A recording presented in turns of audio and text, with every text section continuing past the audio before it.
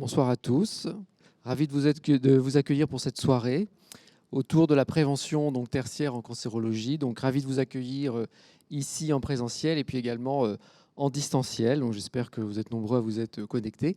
Donc, on va avoir un sujet dense qu'on va traiter en 1 heure et demie autour donc, de la prévention tertiaire en cancérologie. Et on va en fait, alors forcément on a fait quelques choix, hein, les choix sont parfois arbitraires, mais de traiter un certain nombre de sujets autour des conséquences à la fois de la maladie et des traitements et bien évidemment de leur prise en charge. Donc c'est aujourd'hui un sujet qui est devenu extrêmement important en cancérologie. C'est vrai que pendant longtemps, quelque part, on s'attachait à traiter les patients, l'objectif étant la guérison. Et parfois, il y avait un prix à payer, souvent d'ailleurs un prix à payer, en termes de toxicité, que ce soit toxicité aiguë ou toxicité à long terme. On va voir l'évolution du pronostic, l'évolution des traitements. On fait qu'aujourd'hui, on ouvre d'autres perspectives sur la prise en charge donc, de ces effets secondaires des traitements, de la maladie, et notamment à long terme, avec pour objectif principal d'améliorer la qualité de vie. Donc, on va vous faire des petites présentations courtes, en respectant le temps. Donc, voilà, on sera les maîtres du temps avec Patricia. Et pour commencer, un premier focus, donc avec une petite introduction pour justement remettre les choses en perspective. J'appuie bien sur le bouton. Merci à nos partenaires qui permettent de nous réunir ce soir dans des conditions agréables. Le programme et puis la présentation.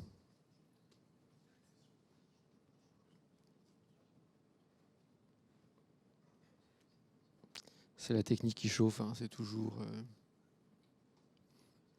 Voilà. Donc, quelques diapositives en introduction pour replacer en fait les choses, je dirais, dans le contexte, notamment en termes d'épidémiologie. Vous mettre quelques chiffres. Voilà, c'est un peu récalcitrante, mais c'est toujours comme ça. Vous avez vu, j'ai appuyé dans le bon sens, hein, je n'ai pas appuyé dans le sens qui arrête tout. Quelques chiffres donc, pour vous montrer l'incidence, donc le nombre de nouveaux cas de cancer par an en France. On est pour les deux sexes confondus aux alentours de 430 000 nouveaux cas, avec une majorité, c'est un terme à la mode actuellement, une majorité absolue. Plus de cas chez les hommes que chez les femmes. Et on a une augmentation du nombre de nouveaux cas, c'est-à-dire qu'on continue à avoir une augmentation du nombre de nouveaux cas de cancer, un peu plus marquée, comme vous le voyez, chez les femmes que chez les hommes. Une mortalité aux alentours de 160 000 décès par an en France. Et on voit deux cancers qui vont peser assez fortement. Le cancer du poumon, qui va représenter 40% des décès, le cancer du sein autour de 20%.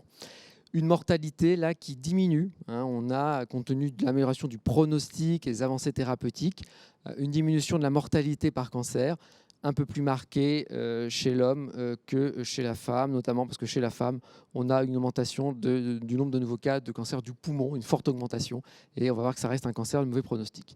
Ici, un chiffre très important, c'est la prévalence des cancers. Et donc, en France, on a aux alentours de 4 millions d'individus avec à peu près une égalité entre les hommes et les femmes, donc pour lequel, en fait, ce sont des personnes vivantes qui ont eu un diagnostic de cancer. Donc soit c'est des personnes qui sont en rémission guéries de leur cancer, soit c'est des personnes qui ont un cancer actif. Et donc c'est un chiffre qui augmente fortement et qui augmente fortement compte tenu d'une augmentation du nombre de nouveaux cas de cancer et compte tenu d'une amélioration du pronostic. En effet, on a connu et on connaît une amélioration significative du pronostic. Ici, vous avez représenté sur cette courbe pour la totalité des cancers. On part de très loin, on part au début du XXe siècle jusqu'à aujourd'hui. Aujourd'hui, on estime qu'on guérit un peu plus de 60% des cancers. Ce qui fait qu'on va avoir une augmentation du nombre de personnes, alors ce que les anglo-saxons appellent les survivors, le terme n'est pas très, très joli, mais ce sont des patients qui vivent avec un diagnostic de cancer. Encore une fois, soit des personnes qui sont en rémission guérie ou des personnes qui ont un cancer actif, donc, dont on ne connaît pas l'évolution. Et vous avez représenté ici, c'est de données américaines, mais c'est la même chose en France, en Europe, vous avez une augmentation importante du nombre de ces personnes, de ces survivors, et on sait notamment que cette augmentation importante, on va la voir dans la population âgée, voire très âgée, ce qui sera posera éventuellement des problèmes dans la prise en charge. Une grande hétérogénéité en termes de pronostic des cancers. Vous avez représenté les cancers qui sont de bons pronostics. Vous voyez ici, on est sur le taux de personnes qui sont vivantes 5 années après le diagnostic. Le cancer du prostate, 93%, mélanome, 93%, le sein, 88%, colorectal, 63%. Et donc, vous avez un gain significatif, c'est-à-dire que vous représentez plus de 21% de gain dans le cancer de la prostate, plus 10% pour le mélanome, ainsi de suite. Cancer de bon pronostic, très bon pronostic. Et inversement, on a des cancers, malheureusement, qui restent des cancers de mauvais, voire de très mauvais pronostic. Tumeur cérébrale, le poumon, même s'il y a eu des avancées thérapeutiques, le foie, l'œsophage, le pancréas. Donc, une grande hétérogénéité. Et on retrouvera forcément cette hétérogénéité au sein des personnes qui, en fait, vivent avec un cancer ou qui vont survivre de ce cancer. Le thème d'aujourd'hui, c'est la prévention tertiaire. Qu'est-ce qu'on entend par prévention tertiaire? C'est quelque chose qui va s'inscrire dans le cadre des 3 niveaux de prévention donc définis par l'OMS, prévention primaire, secondaire, tertiaire. Tertiaire, ce sont des actes ou des activités cliniques qui ont pour objectif de diminuer les conséquences de la maladie et des traitements, mais également de diminuer l'incidence des récidives. Donc c'est un ensemble de moyens qui vont être mis en œuvre pour éviter la survenue de complications ou des rechutes liées au cancer.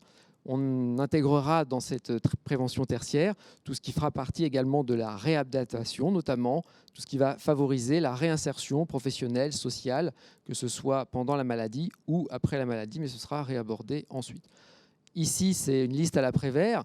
Vous avez finalement un nombre important de complications qui peuvent survenir à long terme ou de manière tardive, parce que vous avez des complications qui vont apparaître pendant les traitements et d'autres qui peuvent apparaître à distance, plusieurs mois, plusieurs années même après les traitements. Douleurs séquelaires, fatigue, troubles du sommeil, crainte de la récidive, un syndrome anxio-dépressif, un éventuel lymphœdème en fonction du type de cancer ou de traitement, une neuropathie séquelaire, des bouffées de chaleur, ostéoporose, troubles sexuels, troubles urinaires digestifs, toxicité cardiaque et difficultés cognitives. On reviendra sur un certain nombre de ces complications-là. Elles peuvent avoir comme conséquence multiples, c'est-à-dire difficultés psychologiques, sociales, difficultés économiques, difficultés professionnelles, bouleversements spirituels, perte de repères. Tout ça va peser fortement sur la qualité de vie des patients et notamment à long terme. On a une étude importante qui a été faite en France, menée en France il y a maintenant quelques années, ce sont les études VICAN. VICAN 2, VICAN 5. VICAN 2, on regarde en fait les symptômes, les complications, l'évolution au niveau social, professionnel des patients 2 années après leur diagnostic. On va voir que ça représente en tout 12 types de cancers. Et 5 ans, on est 5 ans après. Tout en sachant que 5 ans après, ça représente quand même 4000 patients, dont la moitié avait déjà été questionnée au bout de 2 ans, ce qui permet aussi de suivre l'évolution entre 2 ans et 5 ans. 5 ans après, vous avez encore 63,5% des patients qui souffrent encore de séquelles. 75% de ces séquelles ne font pas l'objet d'un suivi médical spécifique. C'est-à-dire que vous n'avez qu'un quart des patients qui vont bénéficier d'un suivi par rapport à ces difficultés.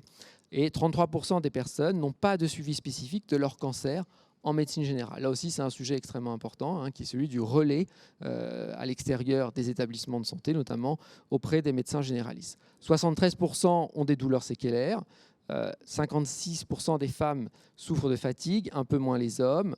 À peu près, avec une même incidence, vous retrouvez 50% des hommes et des femmes, en gros, qui ont une diminution, une limitation de leurs activités physiques, et 32,5% des personnes rapportent une dégradation persistante de leur qualité de vie mentale. La douleur, je passe rapidement parce qu'on y reviendra, mais vous voyez ici représenter les 12 cancers, et en fait, vous voyez que dans plus de 50% des cas, les patients vont rapporter des douleurs séquelaires qui auront des conséquences sur le sommeil, sur la qualité de vie, sur les activités quotidiennes et sur la réinsertion professionnelle. Dans 35% des cas, seront rapportées des douleurs de type neuropathique, mais on reverra ça. La fatigue extrêmement présente, et finalement qu'on soit à 2 ans ou à 5 ans, finalement, l'incidence évolue peu. C'est-à-dire que malheureusement, cette fatigue, si vous l'avez à 2 ans, vous risquez de l'avoir encore à 5 ans. Elle est plus marquée chez les femmes dans cette étude et plus marquée chez les personnes plus jeunes ou les personnes qui sont en situation de précarité. Vous avez ici représenté par type de cancer et vous voyez certaines variations en fonction des cancers et parfois certaines variations. Quand il y a 2 étoiles, c'est qu'il y a une différence significative entre les hommes et les femmes en fonction du type de cancer. Une santé qui va être impactée, notamment au niveau de la variation du poids. On pense souvent qu'il y a plutôt une perte de poids lorsqu'on a un cancer ou à distance de la prise en charge du cancer. Plus souvent, on va plutôt avoir une prise de poids. Et vous avez représenté ici en jaune le pourcentage de patients qui vont avoir une prise de poids de plus de 10%. En gris, inversement, ça va être une perte de poids. Alors, en dehors des cancers ORL, mais on le comprend bien, qui sont compliqués d'une perte de poids, les autres cancers, vous avez plus souvent une prise de poids, avec donc à ce moment-là des conséquences, notamment, alors c'est lié à un certain nombre de modifications, donc notamment une diminution de l'activité physique, une augmentation de la masse grasse, une perte éventuellement de masse musculaire. Tout ça peut avoir des conséquences métaboliques. Vous avez 40% des patients qui ont modifié leur alimentation par rapport au diagnostic. 30% à peu près, c'est parce qu'ils ont une modification du goût, des séquelles au niveau du goût, et 80% parce qu'ils souhaitent avoir une alimentation plus saine, ce qui est plutôt quelque chose d'encourageant. Au niveau de la vie intime et de la vie personnelle, je vous ai dit que 32,5% rapportent une dégradation persistante de leur qualité de vie mentale. Et là aussi, comme la fatigue, que l'on soit à 2 ans ou à 5 ans, on va retrouver à peu près la même incidence. Plus souvent dans le cancer du col de l'utérus, cancer ORL ou thyroïde. Des troubles anxieux, avec, vous voyez ici, une incidence élevée. 46% de personnes à 5 ans rapportent encore des troubles anxieux en lien avec la maladie et les traitements, et 16,8% des troubles dépressifs. 30% à peu près sont gênés par leur apparence, et 40% ont le sentiment que leur traitement a laissé leur corps moins complet, ce qui est quand même un impact majeur. 18% à peu près sont mécontents de l'aspect de leur cicatrice, et plus souvent les femmes et les personnes plus jeunes. 35% se sentent moins attirantes par rapport à la maladie et au traitement qu'ils ont reçu, là aussi plus souvent les femmes et les plus jeunes, et dans 56% des cas, il y a un retentissement sur la sexualité avec une baisse de la libido. Les conséquences professionnelles et financières, là aussi ce sera revu, mais juste que vous ayez ce chiffre en tête, un quart en fait, 5 ans après le diagnostic, en fait, un quart des patients rapportent une diminution de leurs revenus, et il y a une hétérogénéité en fonction du type d'emploi. Notamment, on voit que les personnes qui sont en contrat de durée déterminée sont dans une situation plus précaire. Vous en avez que à peu près 50% de ces patients-là qui ont gardé le même poste. Un nombre important, en fait, sont au chômage, un nombre important sont en situation d'invalidité. Et plus on a un emploi protégé, et bien, quelque part, plus on va pouvoir garder cet emploi. Les mesures de prévention qui vont être proposées, mesures de prévention tertiaire. Là, ici, vous avez représenté une étude auprès de 4000 patients où, en fait, on a demandé aux patients s'ils avaient reçu soit une orientation.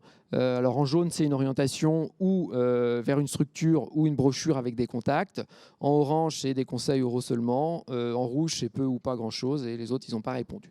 Concernant le dépistage, la surveillance du cancer en question, en gros, 55% sont orientés vers une structure, ont une prise en charge, ouais, c'est quand même pas énorme, et vous en avez simplement, vous en avez 27% qui ont des conseils oraux. Concernant la pratique d'une activité physique adaptée régulière, la majorité finalement ont quasiment pas reçu d'informations. Concernant une alimentation équilibrée, vous voyez également que 30% des personnes qui ont été orientées vers une structure ou qui ont reçu une brochure avec des contacts, et par rapport à la modification de certains comportements à risque, que ce soit sur l'alcool et le tabac, là aussi, vous avez des chiffres qui sont encore plus faibles. Dans l'étude Vican 5, vous n'aviez que 60% des femmes, hors les femmes qui avaient un cancer du sein, qui, dans les 2 dernières années, avaient eu une mammographie. J'imagine que si on s'intéressait également au dépistage du cancer du côlon avec l'hémoculte, on aurait des chiffres qui seraient probablement encore en deçà. 40% des personnes qui fumaient avant le diagnostic ont arrêté de fumer. Ça veut dire que 60% fument encore. Donc la prévention tertiaire, l'après-cancer, c'est un véritable challenge, vous l'avez bien compris. La prise en compte des complications physiques de la maladie et traitement, des retentissements psychologiques, des conséquences sociales et professionnelles, surveillance de la récidive, intervenir si c'est possible en essayant de diminuer le risque de récidive, et prévention également d'autres cancers liés à des comportements éventuellement à risque, et à une sensibilisation au dépistage. Et bien évidemment, pour un certain nombre de ces conséquences, on fera appel aux soins de support et on sera en multidisciplinarité. Voilà en termes d'introduction. Merci pour votre attention. Et on va passer au sujet suivant. Avec Johan Lefel, qui est neuropsychologue, docteur en neuropsychologie même, qui va vous parler en fait des répercussions cognitives auprès des patients, donc que ce soit lié à la maladie ou au traitement. Merci. Donc, comme le dit Olivier, en effet, je suis Johan Lefebvre, je suis docteur en psychologie et psychologue. Et j'ai fait mon travail de thèse justement sur l'impact des traitements oncologiques sur les fonctions cognitives des patientes, qui est une thématique qui est au final assez récente, puisque globalement, on s'y intéresse depuis, on va dire, une petite vingtaine d'années, en tout cas en France. Et ce qui fait qu'aujourd'hui, ce chémophogue, qui représente l'ensemble des troubles cognitifs induits par les traitements, se pose encore la question si c'est un mythe, s'il y a vraiment un impact de ces traitements ou bien une réalité. Et avec ces quelques slides, on va essayer de démontrer un petit peu ça. Alors, dans la littérature, si vous recherchez un petit peu cette thématique, vous allez avoir plusieurs mots au final qui vont ressortir. On parle de chémobrain, de chémophog, de CRCI au final, ou de cancer brain, voire maintenant d'oncobrain. Donc, ce sont toutes les plaintes cognitives que les patientes vont présenter durant leur parcours de soins. Des plaintes qui vont être du type distraction, des oublis, des troubles de l'attention, des difficultés à faire plusieurs tâches à la fois, ou bien souvent ça va être la recherche de mots qui peut être présente, donc le mot sur le bout de la langue, on en souffre un peu tous, mais là le problème c'est la récurrence de ces troubles et l'apparition au final assez importante en post-traitement. Alors la temporalité, c'est un phénomène qui intervient souvent pendant le traitement, mais surtout qui va apparaître et s'accentuer après le traitement, dans les mois qui suivent le traitement, donc une période où il y aura généralement la reprise de l'activité professionnelle, ou bien une période au final où les patients viennent un peu moins au centre et vont commencer à souffrir de ces plaintes-là. Dans les traitements qui sont incriminés, au départ on pensait qu'il y avait uniquement la chimiothérapie par son effet toxique au niveau cérébral, on le verra par la suite, mais maintenant on se rend compte que l'hormonothérapie, qui est un traitement quand même qu'on prend au long cours, peut induire ce genre de troubles, et les thérapies ciblées, quelques études montrent que certaines thérapies ciblées pourraient impacter le fonctionnement cognitif, même si il manque de consensus sur ces études-là. Alors ce phénomène, en gros, au final, toucherait entre 15 et 25% des patientes traitées pour un cancer du sein qui vont souffrir d'un déclin cognitif donc à l'issue de la chimiothérapie. Donc, il y a un groupe de travail, une task force sur cette thématique-là qui travaille beaucoup sur ce sujet et qui publie énormément. Et une étude qu'on a menée en tout cas, qu'une équipe dans laquelle je participe régulièrement a menée, montre que 75% des patientes avec cancer du sein se plaignent de troubles cognitifs, et ce 3 ans après le diagnostic du cancer. Donc des plaintes, encore une fois, qui peuvent avoir un impact sur la qualité de vie générale du patient, notamment en termes d'identité. C'est-à-dire, au final, j'étais une personne qui avait une très bonne mémoire, que mon fonctionnement cognitif était très important. Je bouquinais 3, 4, 5 livres par semaine, et maintenant, j'arrive plus spécialement à lire. Les relations sociales, quand on a un manque du mot, qu'on est dans des discussions et qu'on oublie certains mots, qu'on n'a pas le mot juste et que c'est important, on va avoir tendance à rentrer dans un mutisme ou en tout cas s'écarter. D'un point de vue professionnel, vous imaginez bien que si on n'arrive pas à faire plusieurs tâches, je prends toujours l'exemple d'une infirmière qui retourne dans son activité en étant multitâche, et si elle ne parvient pas à faire plusieurs tâches, il peut y avoir des risques. Et puis quand on retourne au travail, souvent on vous attend aussi, c'est-à-dire si vous retournez au travail, vous êtes apte, et ce sont des troubles un peu invisibles. Et d'autres études montrent que ça peut aussi jouer sur la survie. Alors pas sur les patients jeunes, mais les patients les plus âgés, notamment au-delà au final de 70-75 ans, qui commencent à avoir des troubles cognitifs. Bien entendu, après, ça peut entraîner des troubles de la vie quotidienne et aussi des problèmes de compliance, notamment, ou de suivi des traitements. Alors ce chémophog, en toute honnêteté, on est encore en manque d'études pour faire un consensus général. Mais il se dessine en fait des trajectoires. Donc généralement, dans les études, on montre que juste après la chimiothérapie, bien entendu, oui, on trouve un effet sur le fonctionnement cognitif, notamment la plainte cognitive. Là, on a 2 études qui montrent ça. Donc sur 131 femmes atteintes de cancer du sein, je vais beaucoup parler de cancer du sein puisque majoritairement les études ont été faites sur ce sujet-là, un petit peu sur le cancer gynécologique, mais quand même beaucoup moins. Et donc c'est plutôt le cancer du sein qui est documenté. Et puis là, on voit des trajectoires qui sont un peu particulières, puisque vous voyez soit des patients qui vont avoir au départ peu de troubles et qui, au fil du temps, va y avoir une augmentation des troubles, et plus ils vont s'éloigner de la chimiothérapie, plus les troubles vont apparaître. Donc ça, c'est un peu préoccupant, puisque nous, on les voit moins à ce moment-là, et c'est à partir du moment où ils vont devoir reprendre leur activité ou bien au final reprendre leur vie quotidienne que les troubles vont apparaître. Et puis des troubles qui vont surtout persister dans le temps. et il ne va pas y avoir une récupération. Après, il y a les autres profils de patients qui vont avoir des troubles post-chimiothérapie et puis après une sorte de récupération naturelle de ces troubles-là, soit une compensation au final que la patiente va mettre en place, soit au final du coup une récupération fonctionnelle un peu naturelle. En tout cas, ce qui a été montré, notamment sur l'étude juste en bas à gauche, c'est que ce soit les patientes qui ont eu de l'hormonothérapie ou les personnes qui ont eu chimio-hormonothérapie, majoritairement, au final, montrent une plainte cognitive qui perdure dans le temps, puisque là, l'étude montre qu'à 36 mois, la plainte persiste. Et puis, ce qui est plus inquiétant, c'est l'effet à long terme, au final. Donc, une étude un petit peu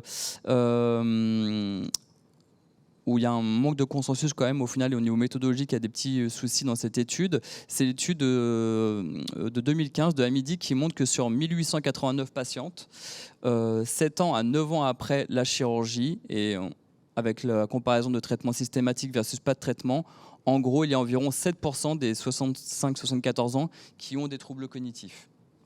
Donc ça fait peu. Mais par contre, d'autres études, comme Silverman en bas à gauche, au final, montrent que 5 à 10 ans, en faisant de l'imagerie cérébrale, on se rend compte au final qu'il y a un dysfonctionnement cognitif chez ces patients de 5 à 10 ans. Et là, dernièrement, Silverman a publié, comme c'est une étude de cohorte, son étude à 20 ans après. Et 20 ans après, on retrouve les mêmes séquelles cognitives et surtout les mêmes séquelles cérébrales de ces troubles. Et on voit l'étude en bas à droite aussi, qu'il y aurait un impact, ou en tout cas un lien entre les marqueurs inflammatoires et les performances cognitives, et ce 20 ans après l'arrêt de tout traitement. Donc vous voyez, quand on parle de persistance, en gros, quand on présente aux patientes, c'est est-ce que ça va durer? Oui, entre 6 mois et 20 ans après, puisqu'aujourd'hui, on n'a pas spécialement de données très justes au final sur combien de temps dure et quelle patiente va être impactée. C'est surtout ça le problème. Là, c'est un cas d'école qui montre bien au final que ça peut avoir un impact. Donc là, vous vous mettez en situation. Donc Ferguson, tout le monde la présente en fait cette diapo parce qu'elle est assez intéressante. Vous imaginez des jumelles, au final 60 ans, qui ont toujours vécu ensemble, qui s'habillent pareil. C'est un peu le profil comme ça. Et l'une d'entre elles va avoir un cancer du sein et chimiothérapie. Donc c'est un peu triste l'histoire, mais Ferguson, lui, vous voyez, il a un petit sourire, puisqu'il se dit au final, j'ai son témoin génétique, donc du coup, je vais pouvoir comparer au final ces deux personnes. Et donc là, vous voyez que sur imagerie fonctionnelle, devant une tâche de mémoire de travail, donc qui est une tâche de mémorisation à court terme d'informations, eh bien, les deux personnes, la patiente et sa jumelle, vont avoir des performances égales, c'est-à-dire au final, vont avoir les mêmes résultats, les mêmes scores au test, mais par contre, au niveau du fonctionnement cérébral, vous vous rendez bien compte au final qu'il y a une dysfonction chez la jumelle qui a été traitée par chimiothérapie, puisqu'il y a une hyperactivation de zones cérébrales, ce qui fait que ça consomme plus de glucose, ce qui fait aussi que les patientes après vont être plus fatigables. Et c'est pour ça que les patientes disent au bout d'une heure d'activité cognitive, j'ai l'impression d'être rincé cognitivement. Et c'est souvent le ressenti que vont avoir les patientes qu'on rencontre en consultation mémoire notamment. Alors, on a la chance de travailler avec des collègues aussi qui sont biochimistes et qui font pas mal d'études là-dessus. Quelles seraient les causes au final de ce chémophage? Alors premièrement, il y a une cause inflammatoire, l'inflammation chronique en lien avec le cancer, mais en lien avec les chimiothérapies. Il parle souvent de l'interleukine alpha au final, qui est une protéine inflammatoire qui est souvent documentée. On a constaté dans les modèles précliniques, souvent sur les rats ou les souris, qu'il y avait une réduction des neurotransmetteurs quand on injectait de la chimiothérapie à ces rats ou à ces souris, donc notamment les épines dendritiques qui sont supprimées, et puis une apoptose qui peut avoir lieu, notamment en termes de neurogénèse au niveau de l'hippocampe. On voit bien une diminution de cette neurogénèse, et du coup une diminution des connexions neuronales, notamment dans la substance grise du cerveau. Donc tout ce qui est neurone va être impacté. Tout ça reste bien entendu sur des modèles précliniques, mais l'équipe de Myriam Bernaudin sur des marmousets au final montre à peu près les mêmes résultats. Donc on se rapproche un petit peu de l'humain et on voit quand même il y a un impact de cette chimiothérapie. Vous allez me dire, c'est vrai, il y a aussi cet impact de chimiothérapie, mais quand on souffre d'un cancer, il y a énormément de cofacteurs, notamment, comme l'a dit Olivier, la dépression, les problèmes hormonaux, tout ce qui est comédication, les antidouleurs qu'on va mettre en place, les anxiolytiques qu'on va mettre en place, bien entendu, les corticoïdes des fois, les troubles du sommeil qui vont être majeurs dans le cancer du sein notamment, l'anxiété, la fatigue, l'âge, les douleurs, l'anémie, ainsi de suite. Donc tous ces cofacteurs qui pourraient expliquer que les patientes souffrent de troubles cognitifs. Et d'ailleurs, des études montrent qu'avant tout commencement de chimiothérapie, il y a environ 30% des patientes, dès l'annonce du cancer, qui vont avoir des troubles cognitifs. Alors on ne sait pas si c'est l'effet de l'annonce. En gros, on vous annonce un cancer, on fait des tests neuropsychologiques derrière. Globalement, forcément, on est moins performant. Ou bien si le cancer, par son travail inflammatoire au préalable, pourrait expliquer au final ces troubles.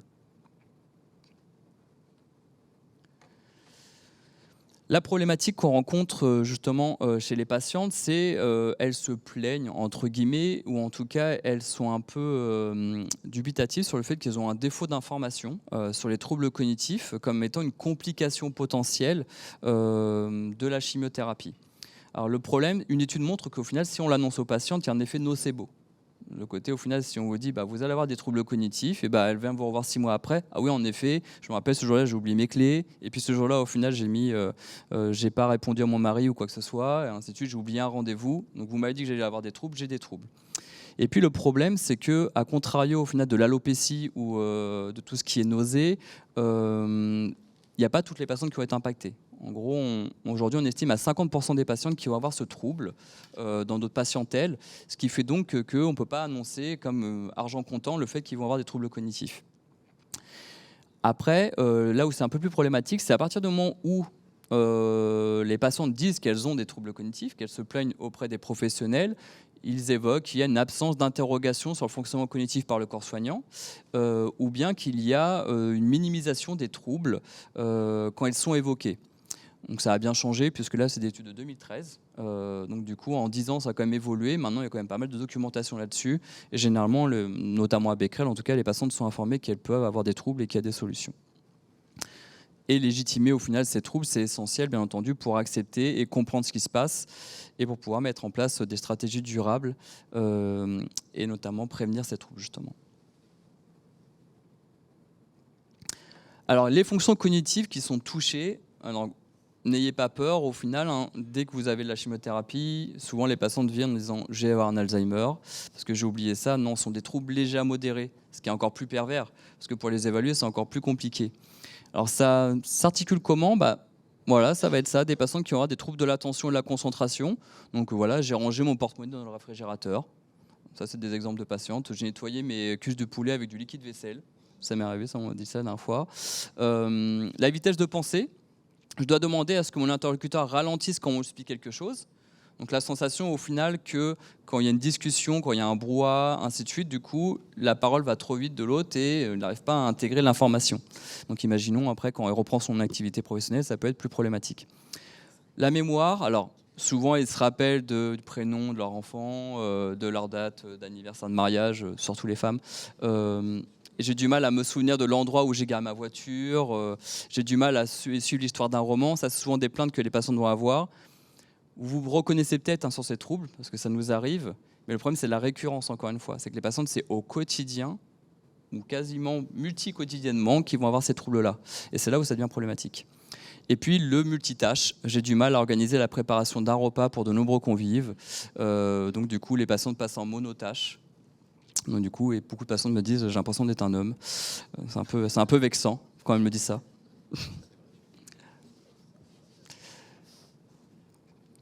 En France, où est-ce qu'on en est par rapport à cette thématique ?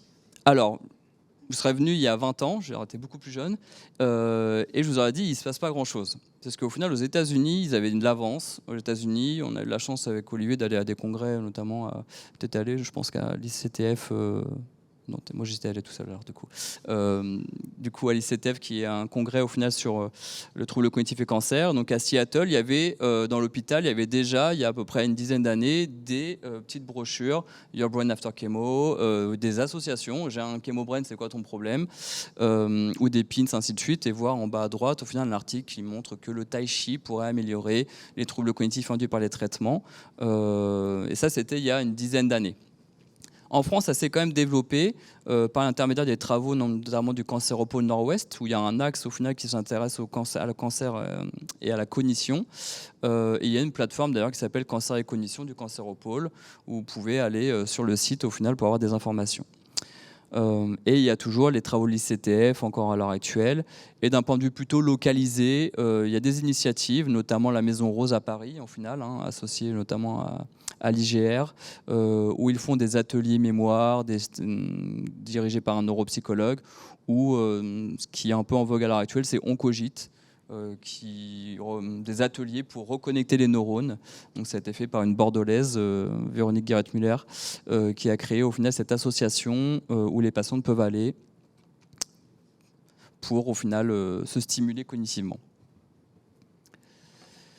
Alors comment on peut prévenir ces troubles? On va dire, en effet, maintenant vous êtes au courant, est-ce qu'on peut faire quelque chose pour prévenir les troubles? À l'heure actuelle, il n'y a pas de preuve scientifique qu'un traitement pourrait protéger les troubles cognitifs. Donc il n'y a pas de médicaments miracles. Il y a des petites choses qui sont un petit peu dans les tuyaux, mais encore sur des modèles précliniques. Après, est-ce qu'il y a un traitement pour traiter quand on sait qu'on a des troubles? Est-ce qu'on ne pourrait pas vous donner un médicament pour aller mieux? Oui. Ils ont testé plusieurs molécules. La vitamine E, ça peut vous parler, hein, on l'utilise souvent dans la maladie d'Alzheimer. D'accord, donc ça ne marche pas. L'érythropoïétine, l'EPO. D'accord, donc pour les plus âgés, ça rappelle Richard Virenque et compagnie, tout ça. Le PO, au final, les patientes peuvent pédaler plus vite, mais ça ne fonctionne pas sur le fonctionnement cognitif des patientes. Le méthylphénidate, donc la ritaline, qui a été utilisée dans certaines études. Bon, naïvement, c'était plutôt les troubles de l'attention chez les patientes atteintes de cancer. Où est-ce qu'on a les troubles de l'attention? Dans les troubles de l'attention et l'hyperactivité, qu'est-ce qu'on donne de la ritaline? On va donner de la ritaline aux patientes. Ça ne marche pas non plus. Et donépésil, qui est un traitement aussi dans la maladie d'Alzheimer, qui ne montre pas d'effet sur les patientes et qui a même des effets plutôt toxiques dans les études qui ont été au bout. Autre problématique, c'est la patiente sort de 6 mois de chimiothérapie, elle est encore sous hormonothérapie et elle a une trentaine de séances de radiothérapie. On lui dit, vous avez des troubles cognitifs induits par les traitements potentiellement, est-ce que vous voulez un traitement supplémentaire pour lutter contre les traitements qu'on vous a donnés? Et généralement, les patientes ne souhaitent pas avoir ce type de traitement, donc les études vont rarement au bout. Et puis il y a la peur des effets indésirables de ces traitements. Quand vous regardez méthylphénidate, il y a somnolence, troubles de la concentration et des fois même risque de développer certains cancers. Donc généralement les patients préfèrent oublier leur portable dans le frigo plutôt que de prendre ce genre de traitement. Du coup, on passe aux prises en charge non médicamenteuses, donc comportementales. Alors pareil, hein, dans la littérature, il y a quelques petites choses validées, mais pareil, ça manque encore de consensus. Ce qui marche très bien à l'heure actuelle, c'est l'APA, un exercice physique adapté. Puisque ça va permettre, au même titre que le PO, qui est plutôt un fluidifiant sanguin et un psychostimulant, et quand vous faites de l'activité physique, vous allez oxygéner mieux vos muscles et votre cerveau par la même occasion, ce qui peut favoriser la neurogénèse. Donc ça peut avoir un impact, et ça a montré un impact positif sur le fonctionnement cognitif des patientes. Après, vous avez tout ce qui est relaxation. Alors là, j'ai marqué sophrologie, mais plutôt la méditation de pleine conscience, le mindfulness, hein, où il y a des études qui montrent que ça fonctionne bien sur la récupération cognitive. Et puis après, les prises en charge annexes, c'est-à-dire les aides psychosociales, les groupes de parole, mais plutôt pour gérer les cofacteurs, qu'on a des anxiétés, de la dépression, qui peuvent avoir un impact sur le fonctionnement cognitif. Si on gère ce cofacteur, ça peut le faire. Et puis, moi, plutôt, mon cheval... je ne sais plus comment on dit l'expression, mais au final, mon plan d'attaque, c'est plutôt la rééducation cognitive avec des ateliers mémoire, des exercices à réaliser par les patientes pour pouvoir se restimuler sur les fonctions qui sont perturbées. Et du coup, au centre, on a de la chance, ce n'est pas toujours le cas au final, d'avoir un neuropsychologue, moi, en l'occurrence, et on a une consultation mémoire. Parce que la grande difficulté, c'est si vous êtes en libéral, médecin traitant ou infirmière ou quoi que ce soit, s'il y a ce genre de plainte, vers qui vous orientez? Alors, il y a les neuropsychologues en libéral. La problématique, c'est que ce n'est pas remboursé par la sécurité sociale. Donc, du coup, ça a un certain coût. En moyenne, entre 250 et 300 € pour un bilan cognitif, avec des délais d'attente qui peuvent être assez importants. Si on vous oriente vers une consultation mémoire type CHU de Rouen, la problématique, ça va être aussi les délais d'attente et le type de trouble. Donc nous, au centre, on accueille les patients, donc, on leur fait passer des tests cognitifs, des auto-évaluations, on essaie de voir les cofacteurs, la douleur, ainsi de suite. Je suis à la bourre, clairement. Ok. Il me reste 2 diapos. On essaie d'évaluer aussi grâce à des travaux au final qui ont validé certains tests. Et puis on essaie d'évaluer les cofacteurs, de proposer une prise en charge si nécessaire et surtout de noter l'évolution des troubles. Les patientes, on peut les revoir 6 mois, 1 an après, voir si le trouble présent à un instant T va être encore présent 6 mois après ou 1 an après. Et après orienter, bien entendu, si jamais il y a plus de complexité et si on s'inquiète. Et puis on utilise pas mal cette évaluation dans les protocoles de recherche sur cette thématique. De manière pratique, ça dure 1h30 à 2 heures. Ce genre de consultation, où il y a un entretien, la passation de tests et d'auto-questionnaires. On essaie de faire une restitution assez immédiate pour les patientes, donc pour qu'elles soient rassurées aussi, parce que généralement, elles ont des résultats qui sont plutôt corrects. On propose une prise en charge et on essaie d'envoyer un compte-rendu pour le médecin traitant notamment, ou l'oncologue référent, bien entendu, pour qu'il ait une idée de ce qui se passe.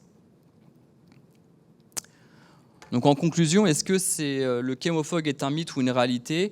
J'ai envie de dire que c'est une réalité qui va devenir mythique, parce que globalement, il y a beaucoup de patientes maintenant qui souffrent de ce trouble-là, et aujourd'hui, on est encore en manque de moyens sur que faire de ces patients quand ils sont du coup moins au centre et qu'ils souffrent de ces troubles, qui doivent reprendre leur activité professionnelle et qu'on manque aussi de moyens humains au final à l'extérieur pour pouvoir accueillir ce genre de plaintes. Donc là, nous, je vous dis, on a la chance de pouvoir le faire en local, mais je crois que sur les 12 CLCC, il doit y avoir 3 ou 4 neuropsychologues qui font ce genre de consultation. Donc au vu de la patientèle, c'est un peu compliqué, d'autant plus qu'on reçoit aussi des patients avec d'autres troubles cognitifs, avec d'autres pathologies que le cancer du sein. Merci pour votre attention.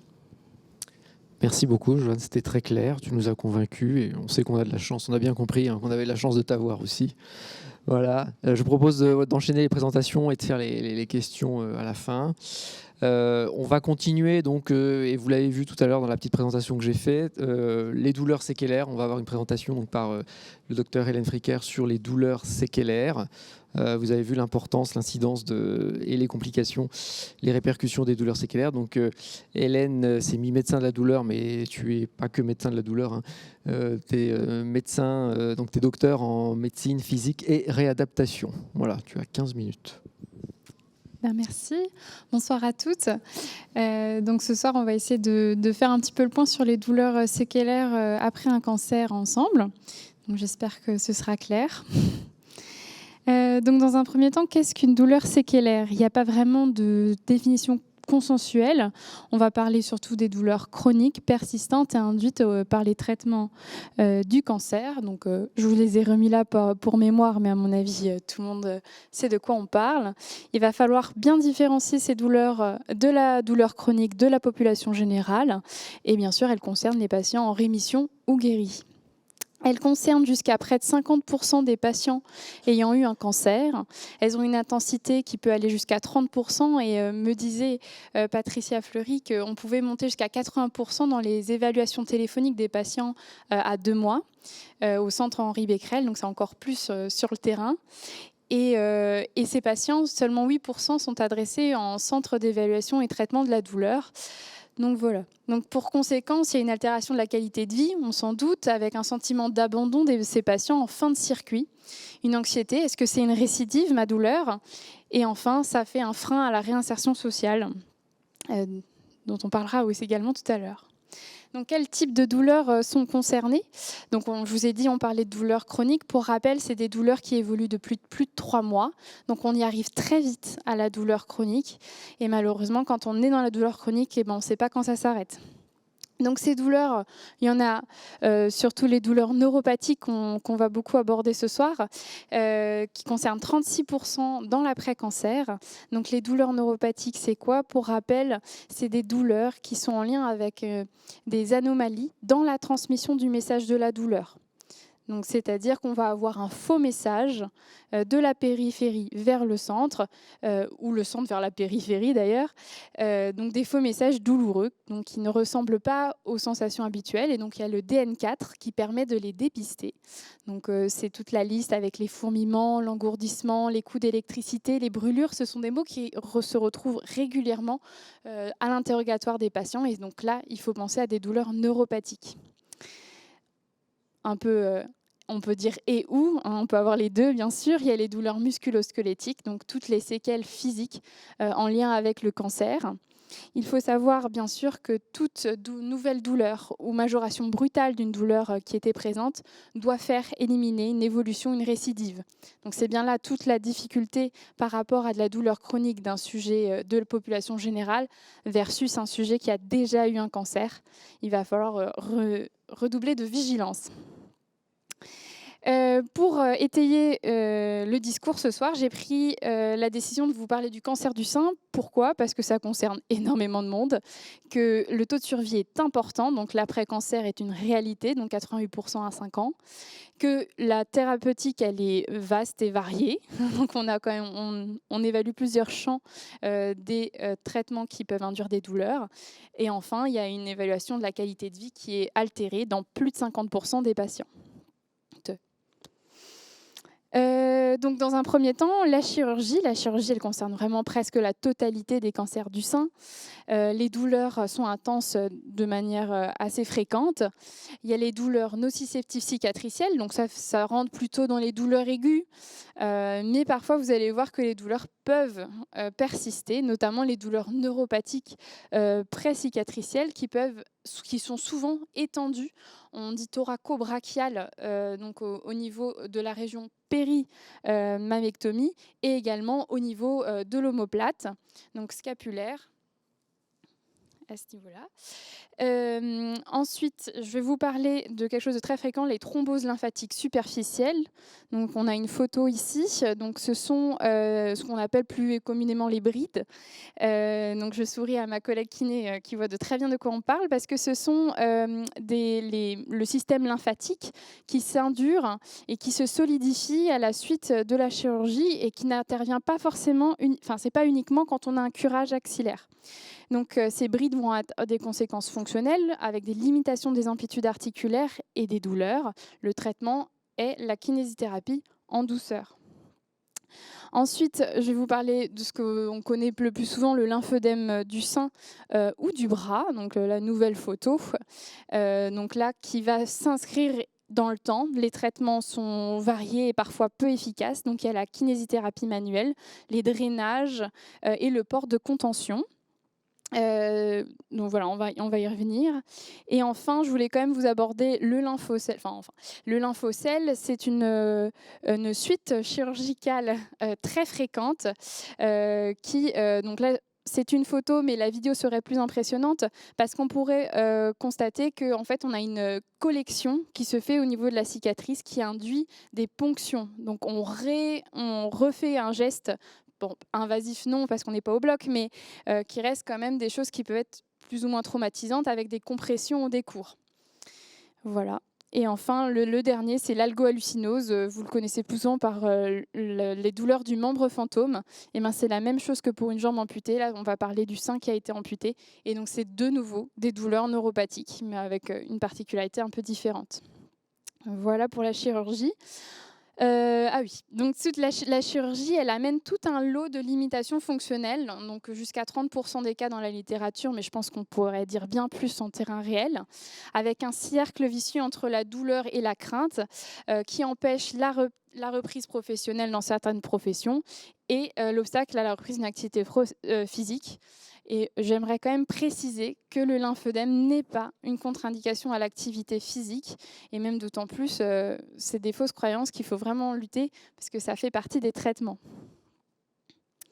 Ensuite, la chimiothérapie, donc là, c'est plus simple parce que ça parle un petit peu plus, c'est plus ancien, plus décrit dans la littérature. Ça concerne donc près de 50% des patientes atteintes d'un cancer. L'intensité est toujours aux alentours de 20%. Enfin, les intensités fortes, on peut avoir des faibles jusqu'à plus de pourcentage. Et donc, c'est des douleurs en chaussettes et en chaussettes et en gants. Pardon. Et notre ennemi principal sont les taxanes, donc c'est qui font partie de l'attirail pour traiter le cancer du sein. Je vous passe les mots en anglais. Pas très important. Et enfin, l'hormonothérapie, donc ça concerne encore une grande partie des patientes qui ont un cancer du sein. Là, on part sur un traitement qui va mimer une ménopause de minimum 5 ans et qui peut s'augmenter, voire jusqu'à 10 ans, en fonction des résultats, avec un net avantage sur la prévention des risques de récidive. Donc, le bénéfice-risque, il est toujours très intéressant, mais par contre, on a des douleurs secondaires qui peuvent être, donc on dit diffuses, et tant que le traitement dure, parce qu'il nous arrive que les traitements s'arrêtent et les douleurs persistent. Ça concerne ces douleurs plus de 50% des patientes avec une hormonothérapie, avec une intensité qui peut être plus lancinante. Effectivement, on est moins intense que les douleurs induites par la chimiothérapie et la chirurgie, mais dans la douleur chronique, qu'importe l'intensité, c'est le côté long. Là, on est quand même parti sur des années. Donc, c'est le premier motif d'arrêt du traitement. Et donc là, je vous ai remis articulaire, diffuse, tendinopathie. La proportion n'a pas vraiment d'importance. Donc pour aborder un petit peu ces douleurs, je me suis dit qu'on allait peut-être un peu revoir les traitements de la douleur neuropathique notamment, qui parfois est un petit peu complexe, mais finalement pas tant que ça. Je vous propose de revoir avec comme modèle les recommandations de la SFETD 2020.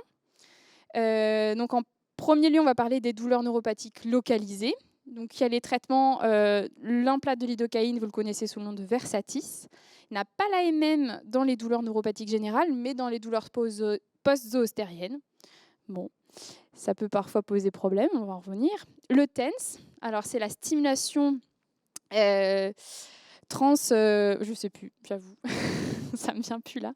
Mais c'est les électrodes qu'on pose autour de la douleur et on va lancer une stimulation électrique qui va permettre de chanter le message de la douleur. Le même système de je me cogne sur une table, je me frotte pour limiter la douleur. Et bien ça va être ce système-là, ce gate control de la douleur, de la périphérie vers le centre pour limiter les douleurs neuropathiques. Donc ça marche génial, c'est sans effet secondaire. Les problématiques, ça va être la mise en place des électrodes. Chez le sujet âgé, ça peut poser des problèmes de compréhension d'utilisation de la Game Boy. Mais grosso modo, c'est quand même vraiment un truc super. Et si ça peut fonctionner avec des aides à domicile, c'est génial. Au centre, on a les patchs du capsaïcine, le Qutenza. Donc là, on va surcharger les récepteurs de la périphérie avec des informations type piment. Donc ça rigole pas. Ça peut avoir des sensations de brûlure dans les quelques jours, mais ça limite les douleurs, ça diminue l'intensité au long cours jusqu'à espérer les arrêter totalement. Donc c'est quand même hyper bien. Ensuite, on a la toxine botulique. Donc là, c'est pareil, c'est en local. Par contre, là, on ne va pas surcharger les récepteurs, on va bloquer la transmission du message du neurone, du présynapse à la synapse pour éviter, il n'y a plus de message, il n'y a plus de faux messages, il n'y a plus rien qui passe. Donc ça, c'est plutôt efficace. Donc là, je vous disais, la lidocaïne, elle est hors AMM. Et ça peut parfois être un frein à la pharmacie, mais Dr Rigal me dit qu'il n'a jamais eu de problématique, alors j'en suis ravie pour lui, mais parfois ça peut être quand même un frein. Et ensuite, le TENS, qui peut être un frein financier, mais parfois il y a des potentiels prestataires de soins à domicile qui procurent un TENS et avec aucun reste à charge aux patients, donc il faut parfois se renseigner sur le réseau, et donc ça peut être super intéressant. Et voilà, donc ça c'est disponible au CHB. Ah oui, parce que j'ai oublié de vous dire, les prescriptions initiales de TENS, c'est uniquement en CETD. Donc ça, c'est vraiment une limite qui est réelle et importante parce que tout patient n'a pas accès au CETD de manière rapide, alors que c'est un traitement qui est super efficace. Donc c'est vraiment dommage. Ensuite, alors vous allez voir, les flèches vertes vont s'afficher. J'ai battu en retraite. Donc, ce qui est disponible au CHB, c'est également le patch de la capsaïcine et les toxines. On a également ce qui n'est pas représenté sur le tableau de la SFETD pour lutter contre les douleurs neuropathiques, que ce soit locales ou systémiques, les injections de kétamine. Donc après, décision pluridisciplinaire, ça ne se débeure pas comme ça, et ainsi que les anesthésies loco-régionales, afin de bloquer, d'anesthésier totalement la zone douloureuse, afin de créer un reboot total du schéma de la douleur. Et ensuite, les effets s'atténuent, à voir si la douleur revient. Donc ça peut être très intéressant également. Ensuite, on va parler de la douleur périphériques ou centrales, les douleurs générales. Donc là, il y a plusieurs molécules qui existent, mais malheureusement, elles manquent d'efficacité. Souvent, ça ne marche pas aussi bien que ce qu'on espérait et au prix d'effets secondaires souvent très mal tolérés. Notamment, je vais vous prendre l'exemple du Laroxyl, qui peut être très efficace sur les douleurs insomniantes, parce qu'il y a son effet secondaire, et le fait aussi son effet secondaire sur l'effet somnolent, pardon, et aussi le fait qu'on puisse l'introduire progressivement par goutte. Et donc ça va très bien dans notre histoire de start low, go slow. Donc ça, c'est super important. Et donc, c'est vraiment important comme molécule, mais par contre, ça augmente la prise de poids, qui est une plainte des patients pour près de 12% d'entre elles, notamment dans le cancer du sein. Voilà, donc il ne faut pas avoir peur des mots comme antidépresseur ou antiépileptique. Si on rassure les patients en leur disant que ce n'est pas à viser antidépresseur ou ce n'est pas à viser antiépileptique, ils n'ont jamais fait d'épilepsie, mais ça a vraiment un intérêt dans la douleur neuropathique. Bien expliquer le mécanisme qu'on cherche à soulever, ça peut quand même être des bons recours, mais ne pas hésiter à les arrêter parce que ça a des effets secondaires. Le bénéfice-risque, il est souvent à recalculer. Et je voulais aussi vous mettre attention sur la prégabaline, qui est souvent prescrite en première attention, parce que une molécule qui a fait vraiment, qui a été beaucoup prescrite et facile à prescrire avec son augmentation progressive en 2 prises par jour. La prégabaline, maintenant, elle ne fait plus partie de la première intention dans la douleur neuropathique, et elle est carrément sur liste des stupéfiants depuis 2022. Donc ça a freiné quand même sa prescription. Voilà. En troisième ligne, on a vraiment les choses qui sont plutôt réservées, je pense plutôt à la RTMS, qui sont réservées, et à la stimulation médulaire, réservées aux CETD régionaux, voire plus en haut. Donc on n'a pas au centre d'Henri Becquerel, mais qui peuvent être débloqués au CHU sur demande. Voilà. Ensuite, le traitement de la douleur chronique de manière générale n'est pas dissociable du modèle biopsychosocial. Et cette prise en compte du modèle biopsychosocial, elle est indispensable dès qu'on décide, dès qu'on diagnostique une douleur chronique, c'est-à-dire dès le 3e mois. Il faut comprendre pourquoi la douleur elle est encore là au bout du 3e mois. Quels sont les fils de la pelote de laine qui fait que là on ne s'en sort pas. Et donc les fils de la pelote de laine, il y a le biologique, il y a le fait qu'il y a eu un cancer, il y a eu besoin d'avoir des traitements, que ce soit la chirurgie, toutes ces choses qui font qu'aujourd'hui on est dans une situation de déséquilibre de notre état antérieur, et de regarder quels sont les autres facteurs qui ont pu être déséquilibrés par l'élément déclenchant. Donc là il y a le social.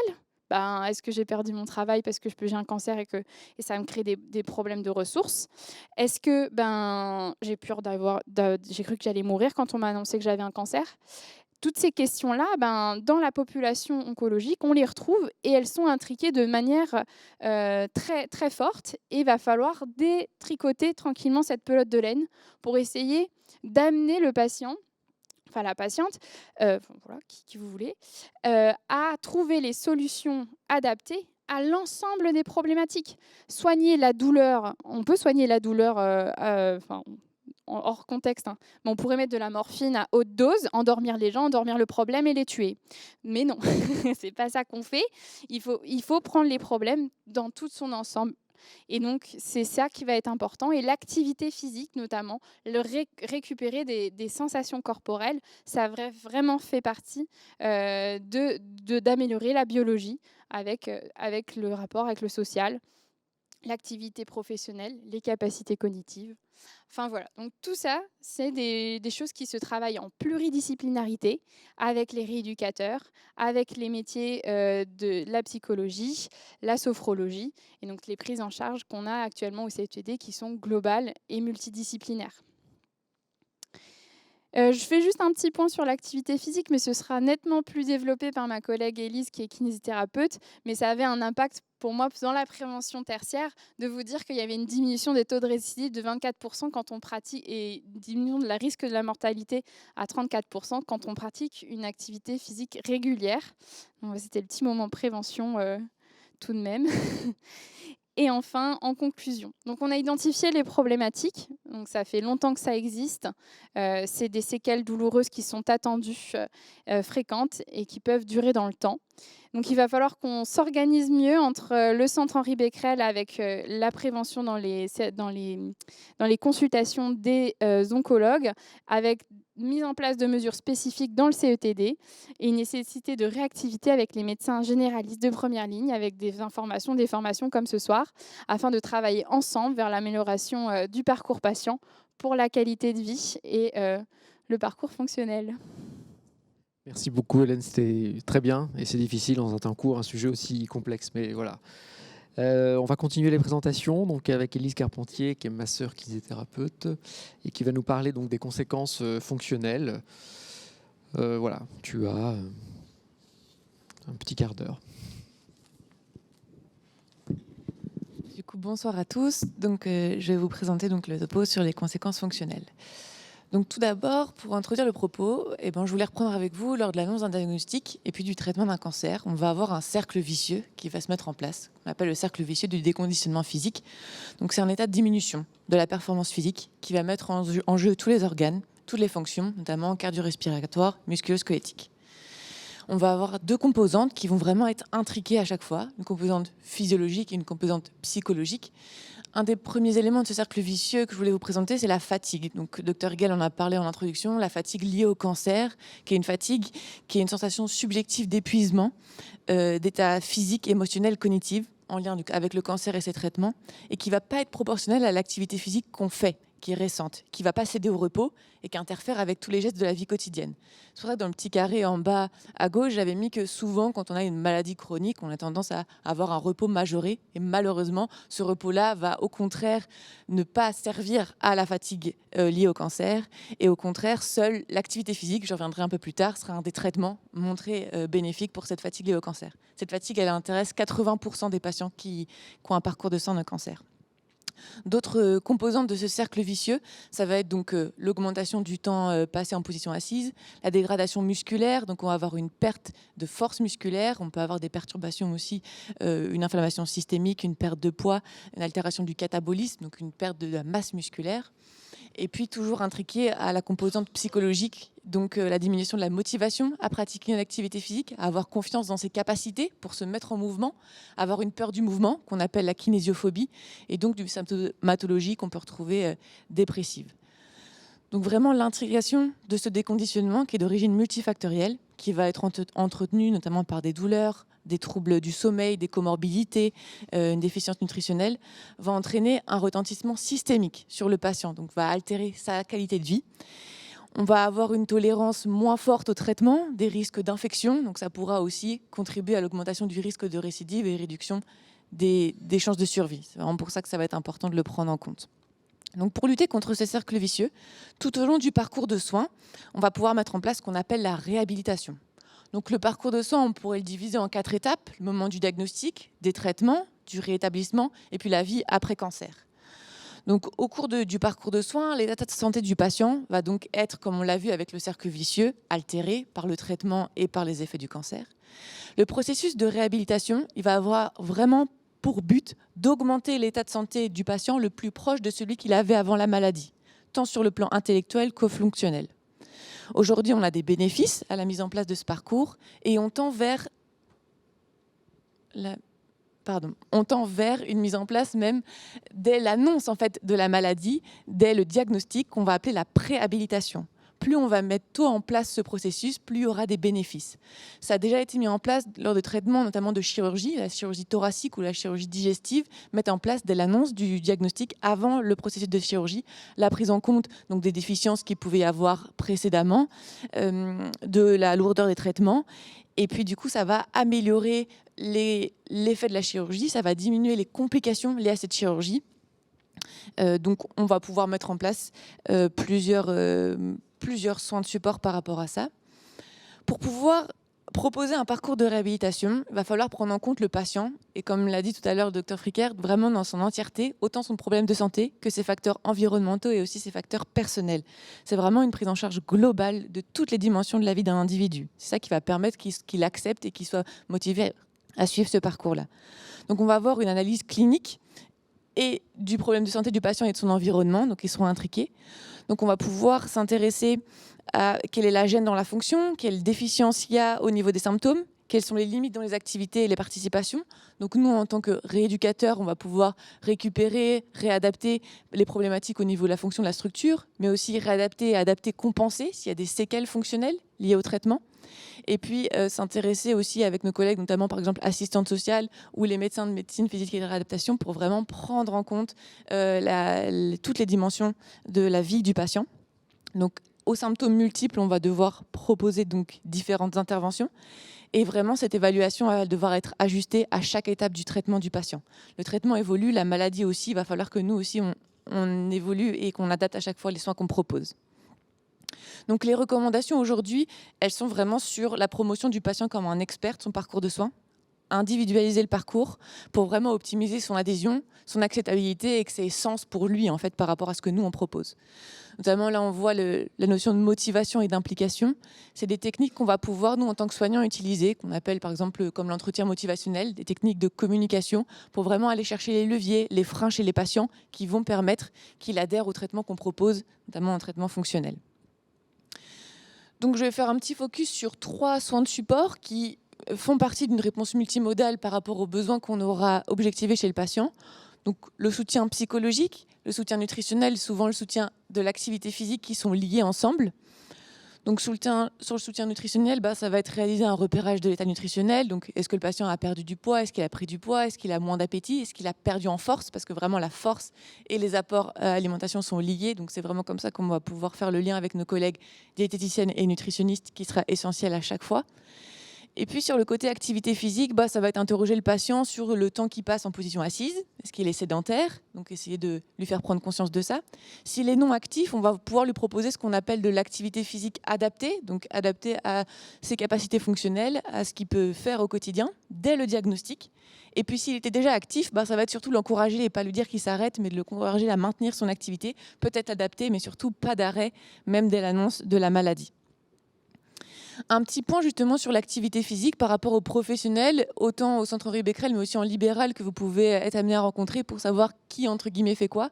Bon, c'est vraiment un travail en complémentarité qu'on a la chance de pouvoir faire tous les jours à Becquerel, mais les kinés vont plutôt être amenés à prendre en charge des patients où on va dire qu'ils ont des limitations fonctionnelles sévères à modérées, c'est-à-dire que la douleur les limite, qu'il y a besoin de rééduquer une fonction, une partie de leur corps, qui seront en difficulté pour participer à un cours collectif, vraiment une prise en charge individuelle. Et puis dès que le patient présentera des limitations fonctionnelles qu'on va dire plutôt modérées à légères, qui pourra investir un cours collectif, où ce sera vraiment l'amener à bouger son corps dans son ensemble avec des activités sportives mais adaptées. Là, plutôt les enseignants en activité physique adaptée pourront faire le relais, être complémentaires de notre action de kiné sur l'activité physique.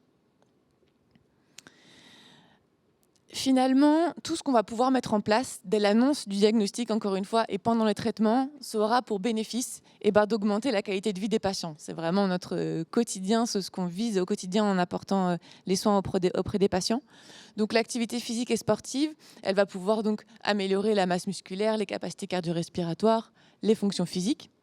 Elle va aussi jouer donc sur l'autonomie, l'image, le schéma corporel des patients, et puis diminuer tous les symptômes qu'on a mis en évidence au début, la fatigue. Par rapport au poids, elle va permettre de réguler ce poids. S'il y avait une perte de poids, elle permettra de la diminuer, de diminuer les douleurs que le docteur Fricker a pu présenter avant, d'améliorer le sommeil, l'humeur, le transit, et du coup de contribuer à la réinsertion, autant sur l'activité professionnelle, mais l'activité aussi sportive, donc sociale, des patients qui ont des parcours de soins. Un petit point sur l'activité physique, c'est l'activité physique adaptée, c'est une thérapie qu'on appelle une intervention non médicamenteuse qui est sur prescription médicale. Donc il n'y a aucun effet secondaire, très peu, à pratiquer de l'activité physique, et donc elle peut être faite sur prescription médicale. Elle va permettre 30% de moins de fatigue, quel que soit le moment du parcours de soins. Donc que le cancer soit localisé ou déjà de façon avancée, ce qu'on appelle métastatique, elle va permettre une réduction de la fatigue. Et puis elle va permettre aussi d'améliorer l'observance des traitements et du coup de jouer sur cette qualité de vie. Du coup, un exemple que je voulais vous montrer localement pour les patients que vous pourrez avoir, un dispositif régional de cancérologie, donc en Normandie, ça s'appelle Onco-Normandie. Il répertorie donc tous les lieux où les patients, et vous-même en tant que professionnel, vous pouvez avoir des contacts pour orienter vos patients donc au plus proche de leur domicile.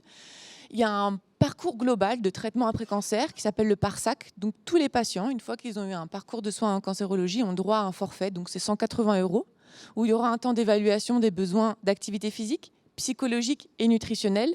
Et du coup, sur le site d'Onco-Normandie, vous avez tous les lieux, toutes les adresses où les patients peuvent se rendre et bénéficier de ce parcours-là. Il y a d'autres initiatives. Nous, par exemple, je voulais vous présenter à Becquerel, on a essayé, en partant donc en Normandie, il y a tous les lieux de pratique, de faire plutôt une image un peu visuelle de tous les lieux en Normandie. Donc là, c'est la Seine-Maritime, on a fait la même chose sur l'Eure, en répertant les différents types d'activités physiques qui se font, pour vraiment, encore une fois, que le patient puisse bénéficier de ces soins-là le plus proche de son domicile une fois qu'il a quitté les lieux de traitement. Et puis du coup, on a mis un numéro de téléphone de nos enseignantes en activité physique adaptée qui sont au centre Henri Becquerel pour aussi que les patients puissent par eux-mêmes avoir d'autres informations, d'autres contacts que passer des fois par le site internet. Je pense que j'ai rattrapé du coup le temps. Et juste avant de finir, je voulais juste finir sur ça, que donc la thérapie physique, dont l'activité physique fait partie, mais c'est vraiment le plus tôt possible. On peut la mettre en place et on a vraiment tous un rôle à jouer, autant sur l'information, sur la prévention ou pour traiter quand il y a déjà des conséquences fonctionnelles, sur l'éducation, les conseils qu'on peut donner aux patients et sur l'orientation vers des lieux de pratique proches de chez eux. Merci pour votre attention. Merci beaucoup, Elise, c'était très clair. En plus, oui, en effet, tu as rattrapé en partie le temps. Et on voit à travers ces présentations vraiment un continuum et une interaction sur les différents sujets qu'on a abordés, que ce soit au niveau fonctionnel, que ce soit au niveau de la douleur, que ce soit au niveau de la cognition et d'autres. Pour finir, une dernière présentation avant la conclusion, donc autour des conséquences socio-économiques, ce que certains appellent également la toxicité socio-économique des traitements et de la maladie, encore une fois, donc avec le docteur Thomas Vermelin, qui est donc médecin de santé publique au sein de l'établissement. Donc, bonjour à tous. Je vais d'abord vous proposer de nous intéresser à la définition des conséquences socio-économiques. Et le terme employé par Olivier Rigal est assez révélateur. Quand on regarde la littérature scientifique sur le sujet, on se rend compte que la grande majorité des travaux ont été produits aux États-Unis. En Europe, le nombre de publications est plus limité, même s'il est en augmentation depuis plusieurs années. Et lorsqu'on s'intéresse aux termes qui sont employés, le terme le plus employé dans le monde, dans la littérature, c'est ce qu'on appelle le terme financial burden ou fardeau financier. Mais en réalité, quand on regarde la majorité des termes les plus fréquemment employés, c'est souvent des synonymes de ce qu'on appelle la toxicité financière. La toxicité financière, c'est une expression, c'est un terme qui a été inventé aux États-Unis en 2013 et qui met l'accent en fait sur l'impact de traitements coûteux associés à des problématiques de couverture sociale.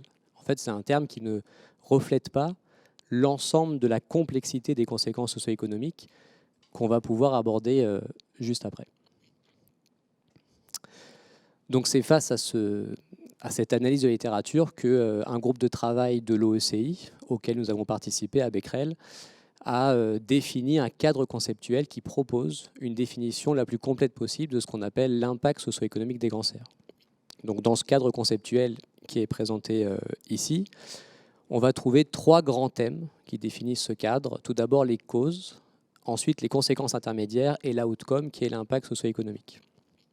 Les causes sont tout simplement ce qu'on appelle les coûts directs et les coûts indirects imputables au cancer et supportés par les patients et leurs proches.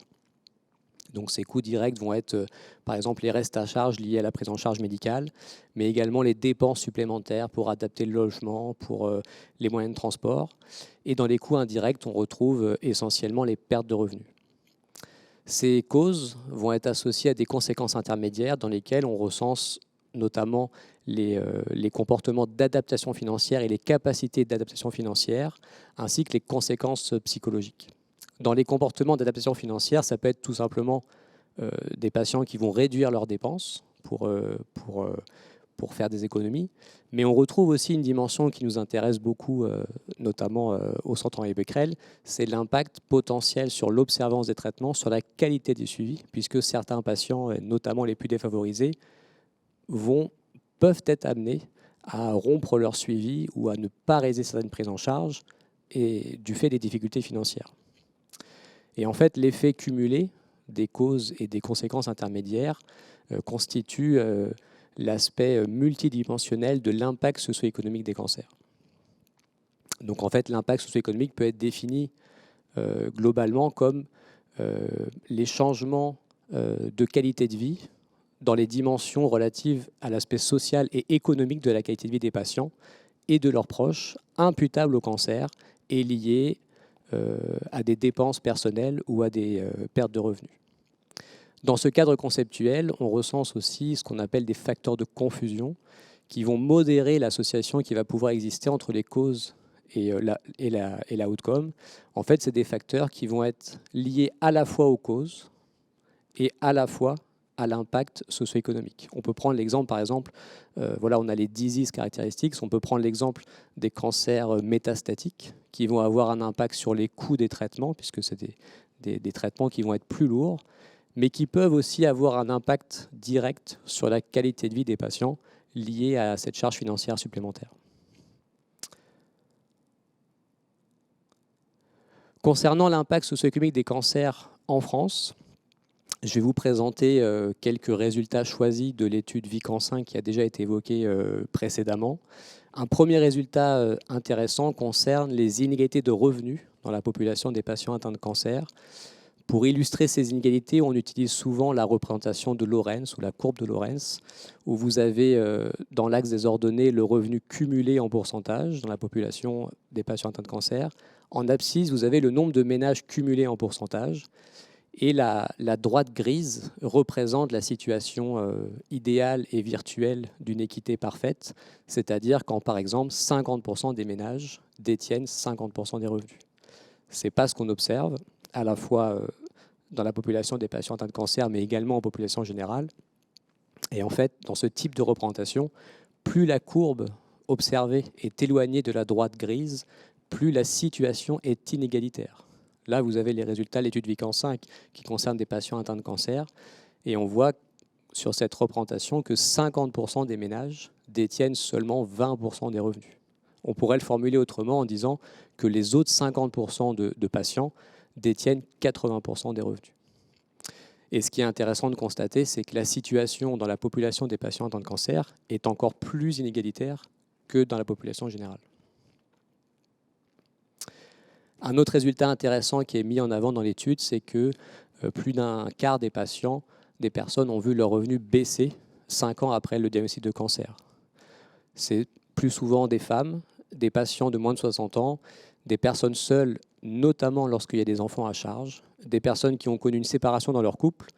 Et pour ceux qui étaient en emploi au moment du diagnostic, c'est plus souvent des artisans, commerçants, chefs d'entreprise, et plus souvent des personnes qui ont perdu leur emploi. Comme ça a aussi été évoqué précédemment, la présence de séquelles importantes est un facteur de risque de voir ses revenus baisser 5 ans après le diagnostic de cancer. Un autre résultat intéressant concerne la proportion de patients qui vit sous le seuil de pauvreté. Et on voit qu'il passe de 16,9% au moment du diagnostic à plus de 20% 5 ans plus tard.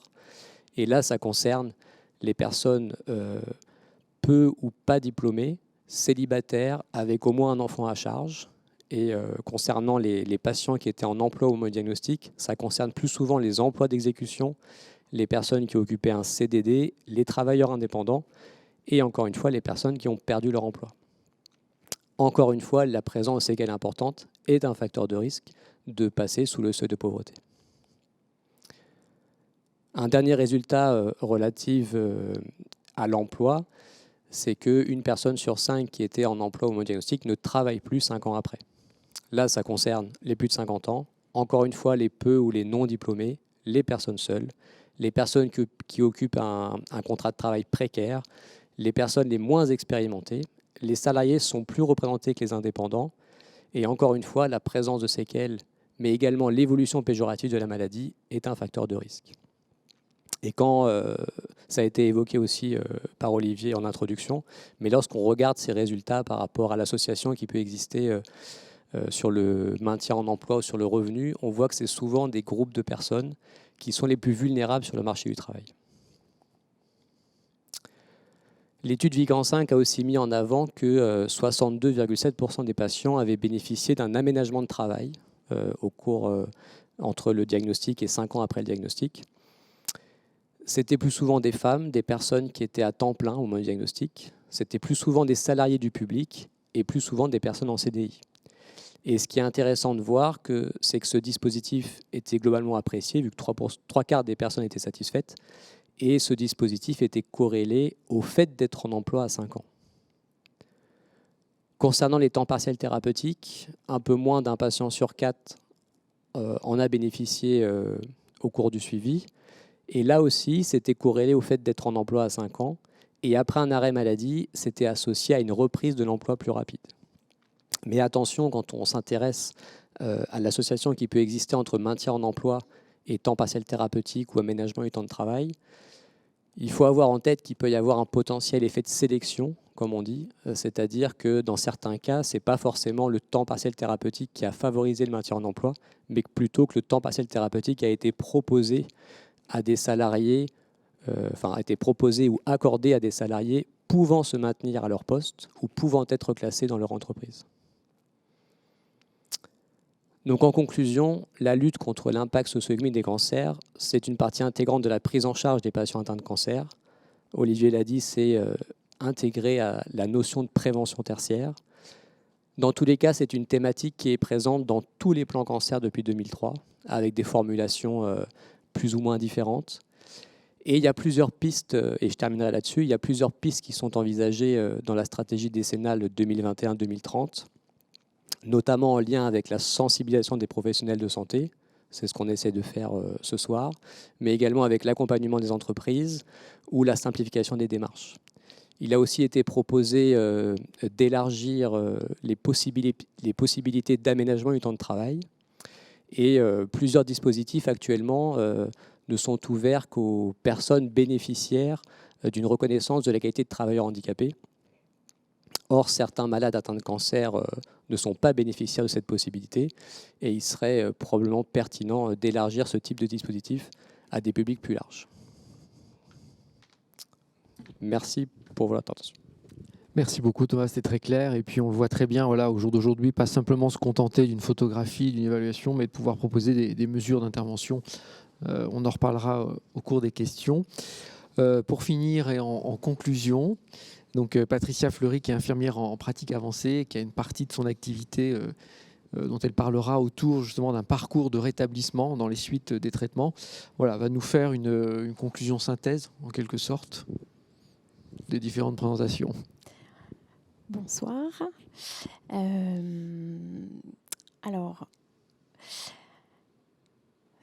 Pourquoi parler prévention tertiaire? Pourquoi s'investir un petit peu dans ce domaine? On a bien compris qu'il y a une augmentation de prévalence des cancers qui est due à une évolution favorable des traitements, au vieillissement de la population, et que nos patients en fait vivent aussi plus longtemps après les traitements et possiblement avec des séquelles dont il faut se préoccuper. Pour améliorer la qualité de vie et puis aussi pour passer en fait des messages en termes de prévention qui sont en fait liés aux facteurs de risque évitables. Alors j'ai trouvé important et intéressant en fait de regarder le baromètre du cancer. C'est en fait l'Institut national du cancer et Santé publique France ont réalisé cette petite enquête qui montre un petit peu le comportement de la population française par rapport au cancer, ce qu'ils pensent du cancer, des facteurs de risque, quelles sont les croyances et comment ils se positionnent par rapport à ça.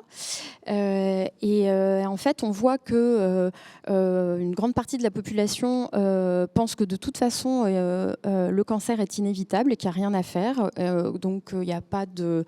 la question ne se pose pas en fait de mettre en place des modifications de son comportement et de son mode de vie. Il y a des liens reconnus quand même par une grande partie de la population concernant l'alcool, le tabac, l'alimentation. En revanche, ce qui est un peu surprenant aujourd'hui, c'est que moins de 3% de la population cite l'activité physique, l'exposition au soleil sans protection ou le surpoids ou l'obésité comme facteur de risque potentiel par rapport pouvant augmenter le risque du cancer. Alors, un petit rappel sur ces fameux facteurs de risque en fait, qui sont potentiellement liés avec le développement d'un cancer. Alors bien sûr, tous les facteurs, enfin, en fait, il y a des facteurs évitables, d'autres non évitables, et bien sûr. Beaucoup de patients vont vous dire qu'ils ont eu un modèle de vie exemplaire, qu'ils n'ont jamais fumé, jamais bu d'alcool, toujours fait du sport. Et c'est probablement vrai. Néanmoins, il y a quand même une exposition à ces facteurs de risque qui peuvent provoquer ces cancers.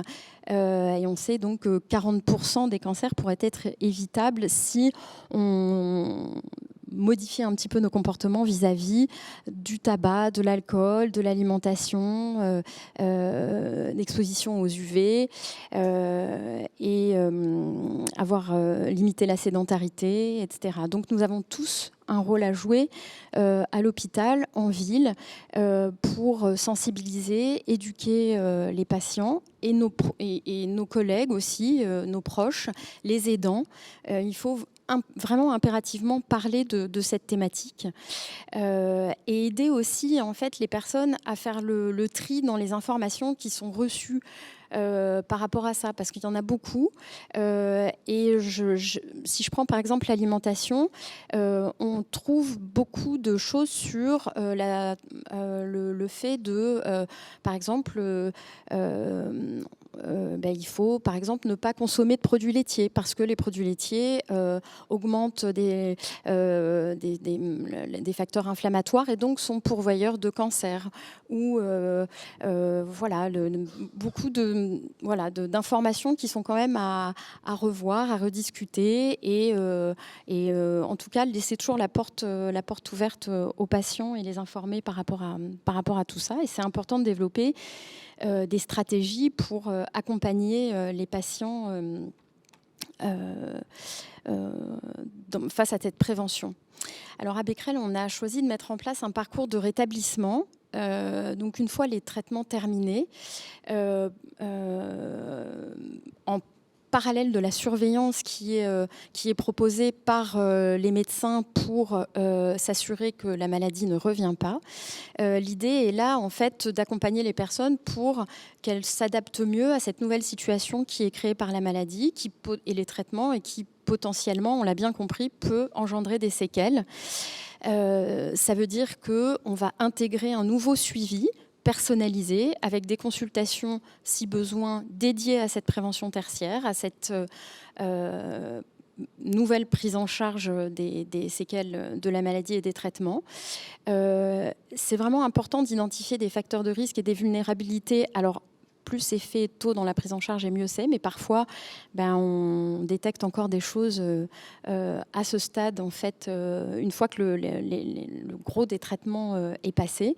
Donc c'est important en fait de toujours être très vigilant par rapport à ça et continuer à bien travailler en lien avec la ville, les médecins traitants et les infirmiers libéraux, les kinésithérapeutes, les pharmaciens, etc., etc. Alors, je ne sais pas si vous voyez bien. En gros, on a d'un côté, en fait, de cette flèche qui ressemble, qui est le parcours du patient ou de la patiente, la surveillance, donc qui va partir de la fin de traitement, où il peut y avoir une consultation médicale et quand il y a des infirmiers de coordination, aussi un entretien qui va venir un peu faire le point en fait à ce moment très important de la mise en place de la surveillance. Et puis les consultations de surveillance qui sont en fonction des pathologies, 3 mois après, 6 mois après, etc. proposer en fait un parcours de rétablissement, ça veut dire dans un premier temps proposer en fait une auto-évaluation de la qualité de vie aux patients. Alors pour ce qui est de ce que nous avons mis en place à Becquerel, nous avons une importante en fait, prise en charge de patientes suivies pour un cancer du sein. Avant d'être infirmière en pratique avancée, j'étais coordinatrice sur le parcours de scénologie, et donc où j'ai accompagné de nombreuses patientes dans leur parcours. Et donc on a pour l'instant en fait mis en place ce parcours pour les personnes qui ont été suivies pour un cancer du sein. Donc 2 mois après la fin des traitements, concrètement, j'envoie l'auto-questionnaire de l'Institut national du cancer qui comporte 40 questions, qui va venir balayer on va dire tous les points importants de la qualité de vie et qui ressortent bien dans les études Vican 5. Donc ça passe par avez-vous été informé sur la surveillance, sur la possibilité d'avoir des séquelles des traitements. On va parler de nutrition, d'aspects psychologiques, du retentissement de la maladie, sur la mémoire, sur l'image corporelle, sur est-ce qu'il y a des douleurs, est-ce qu'il y a des problèmes sociaux, est-ce qu'il y a des problèmes de fertilité, de sexualité et de socio-économique. Une fois en fait cet auto-questionnaire envoyé et récupéré, j'en fais une petite analyse et je propose une consultation à la patiente qui va être une consultation d'investigation pour là bien comprendre la situation et voir avec elle si elle souhaite une prise en charge et quelle serait la prise en charge la meilleure possible pour qu'elle puisse se rétablir et essayer de retrouver une qualité de vie acceptable et en tout cas la plus proche de celle qu'elle avait avant le cancer, même si on sait bien que le cancer est une réelle rupture dans la biographie des personnes et que je ne crois pas qu'on puisse parler de retour à l'avant et je ne suis pas sûre que ce soit souhaitable d'aborder les choses comme ça, mais plutôt d'aider de façon très positive à retrouver une qualité de vie qui convienne et même si elle est différente, elle peut être certainement tout aussi bien. Donc proposer un nouveau parcours de soins avec des consultations. Alors soit en fait il y a une problématique par exemple en lien avec la prise de l'hormonothérapie. Et si je vois par exemple qu'il y a besoin d'entretien motivationnel, je propose des consultations trimestrielles. S'il y a de multiples problématiques, douleurs, activité physique, problèmes de reprise du travail, je peux proposer en fait des hôpitaux de jour de soins de support où on va regrouper en fait sur une demi-journée des consultations avec ces professionnels qui pourront aider à mettre des actions en place pour que la personne avance et trouve des solutions. Ça peut être aussi une consultation isolée parce qu'il y a une seule problématique et je peux orienter, j'essaie en tout cas dans la mesure du possible d'orienter en ville et à proximité du domicile de la patiente pour aider. Dans tous les cas, j'essaie toujours de réévaluer en fait ce qui est proposé et donc de revoir les personnes à distance de ce qui est proposé. Je vais vous donner l'exemple d'une femme que j'ai vue, Madame C, qui est une femme de 52 ans, qui a été prise en charge pour un cancer du sein, qui a été opérée, qui a eu de la radiothérapie et qui est sous hormonothérapie. L'hormonothérapie qu'on donne à une femme non ménopausée. À la fin des traitements de la radiothérapie, en fait, elle se plaignait déjà un peu de douleur au niveau de la cicatrice et elle avait quelques sensations d'une radioépithélite, donc une sensation de brûlure au niveau du sein en lien avec la radiothérapie et pas tellement d'autres plaintes en fait. Quand je lui ai envoyé le questionnaire, ce fameux questionnaire 2 mois après la fin des traitements, elle se plaignait d'une fatigue très importante. Sur l'échelle numérique, elle se plaint donc d'une fatigue de 9 à 9 sur 10, ce qui est vraiment très important. Des douleurs qu'elle évaluait à 5 sur 10. Son poids était légèrement augmenté et on voit qu'elle est voilà, l'indice de masse corporelle 25, c'est la limite inférieure du surpoids, et ce n'était pas vraiment un problème pour elle. Elle déclarait en fait se sentir plutôt anxieuse, voire déprimée. Elle n'avait pas de suivi ni de traitement. Et en tout cas, elle disait vraiment en fait que la maladie et les traitements avaient un impact majeur en fait sur sa qualité de vie, sur ses activités, et notamment sur la mémoire et la confiance en elle. Quand je l'ai rencontrée en fait pour faire cette consultation d'investigation, j'ai bien compris effectivement qu'il y avait une fatigabilité, une fatigue chronique très importante. Ce que décrivait Joanne tout à l'heure, c'était vraiment ça, c'est-à-dire qu'elle ne se sentait pas du tout capable de faire des activités. Elle ne se sent pas capable de lire plus d'une heure, pas capable de faire quoi que ce soit sur un temps important. C'était une femme qui était enseignante en école primaire et qui, passionnée de son travail, était capable d'être face à des élèves pendant des heures et des heures, de préparer ses journées de travail sans aucune difficulté. Et effectivement, on peut imaginer qu'elle est très très loin de tout ça. 2 mois après, elle présente des douleurs très importantes, musculo-squelettiques, des migraines et davantage de douleurs sur la zone traitée. Elles se sont vraiment diminuées et ne pensaient pas du tout se retrouver dans cette situation. Et il y a aussi une incompréhension en fait aussi de l'entourage qui en fait ne pensait pas qu'une fois les traitements terminés, ça pourrait se passer comme ça. Et ça, c'est quelque chose qui est vraiment récurrent, parce qu'une fois les traitements terminés, l'entourage, souvent, qui a été très présent pendant les traitements, de façon un peu naturelle, se dit, là, il y a un retour à la vie d'avant. Ce qui n'est pas souvent le cas, en tout cas pas dans ces situations-là. C'est une femme aussi qui se plaignait beaucoup de perte de mémoire et elle était très inquiète en fait par rapport à la reprise du travail. Joanne l'a vu, les résultats étaient effectivement plutôt positifs, mais quand même, avec cette fatigue importante et les éléments anxio-dépressifs qu'elle décrivait, on pouvait imaginer qu'il y avait une espèce de charge mentale telle que la patiente était vraiment très en difficulté sur le plan cognitif.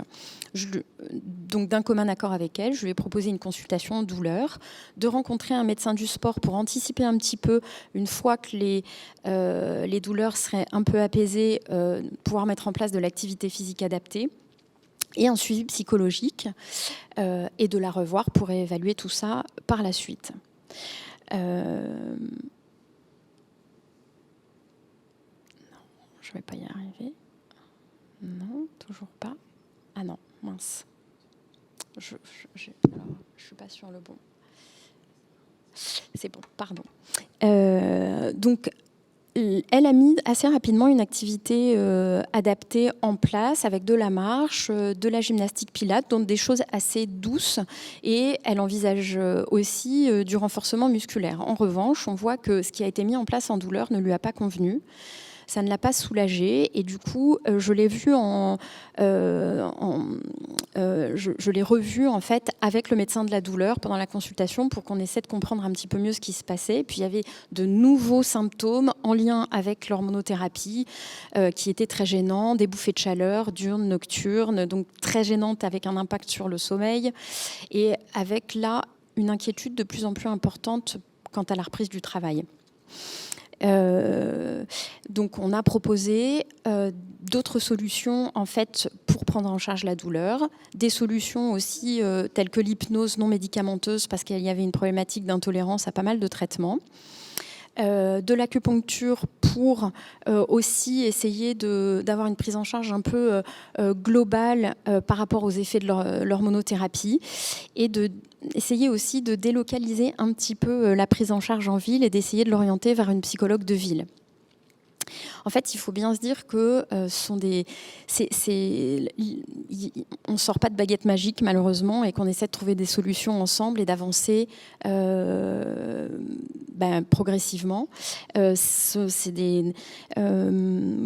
fait, tout ça pour vous montrer que aussi on essaie de garder du lien avec ces personnes pour les aider le mieux possible, de profiter en fait de la confiance pour leur proposer des choses chez nous, en dehors, et qu'elles avancent le mieux possible pour retrouver une qualité de vie acceptable.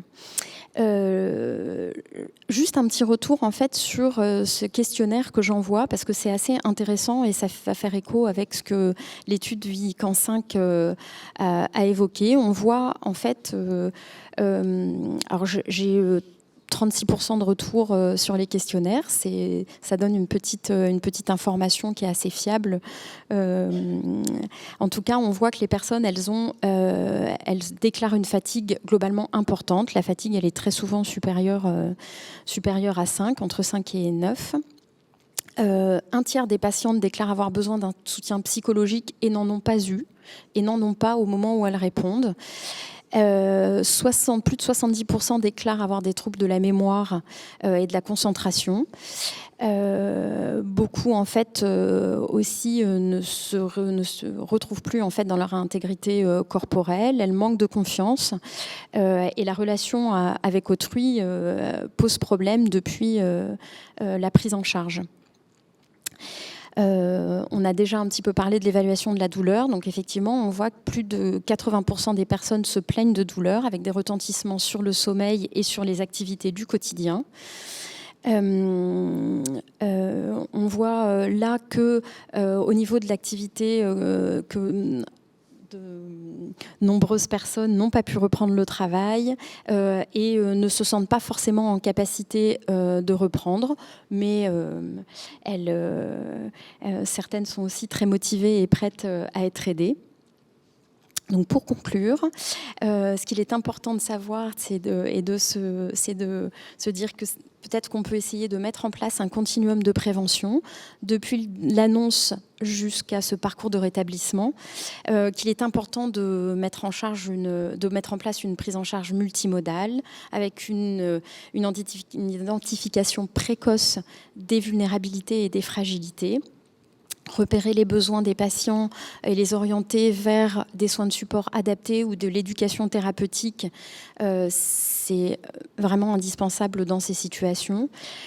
Toujours aborder en fait ces facteurs de risque évitables. Voilà, c'est faire de la prévention tertiaire, c'est faire de la prévention primaire. Et quand on parle de ces facteurs de risque, c'est bien pour le cancer, mais aussi pour plein d'autres pathologies. Et ne pas oublier que le lien de confiance qu'on a tous en tant que professionnels nous permet en fait d'aborder ces sujets et d'avoir un impact sur ces traitements. J'ai mis quelques petits liens pratiques en fait pour que qui ont déjà été cités pour le réseau Onco-Normandie, les ligues contre le cancer qui peuvent apporter beaucoup d'aide, les dispositifs de prise en charge NutriPack, ImaPack, Oncopsy, Parsac sont des dispositifs en fait qui sont bien expliqués et qu'on retrouve bien sur le site d'Onco-Normandie. L'éducation thérapeutique, il y en a, et il y a la plateforme Planète Patient, en tout cas, qui peut, en ville, permettre de proposer de l'éducation thérapeutique dans plein de domaines.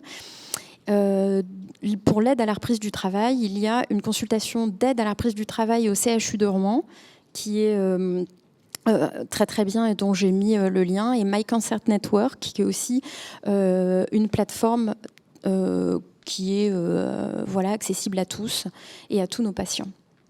Merci de votre écoute.